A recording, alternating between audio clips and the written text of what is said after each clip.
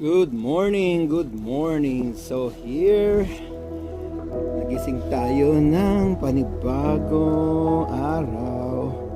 Pero may challenge kasi may snow. May snow. Gusto ko sanang gawin yung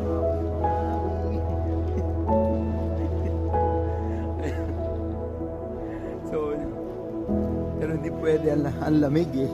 Super lamig. Super lamig siya. So guys, yan ang buhay namin dito sa Amerika. No? Yan. Katapos ng Pasko, heto na ngayon ang aming situation. Ang mga 5 inches to na kailangan i-blower. Ayan.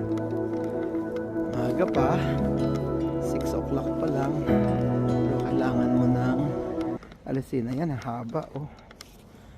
Malaki din to, mataas din. At mahaba-haba itong ating ipapalahin, pero gagamit tayo ng snowblower. Yung aking neighbor, ayan, nag-ano na siya. Nag-start na siyang mag-shovel. Eh siya ay 86 years old na. Siyempre, paano ka magrereklamo? Kung ang neighbor mo na very helpful ay 86 years old at ako ay magsi 60 years old pa lang. So ganyan ang buhay. Tuloy ang buhay. Walang magrereklamo. Kasi ang reklamador talo. Kung mag-complain ka, ano naman mangyayari, di ba? So magmawi-mawi na lang tayo dito sa ano. Ganda oh. Uy, beautiful. Oh, di ba? Ang ganda. Ang ganda talaga. Ang ganda naman talaga ang snow. Kanya nga lang, ayun. Kailangan mo lang magpagod.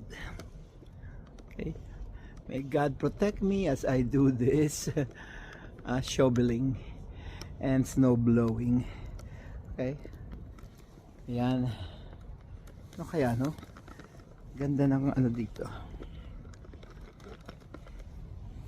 Yan oh. Ang dami. O ngayon dito na tayo mag ano. Going back to Honolulu to see the Maui Maui. Nakiuso.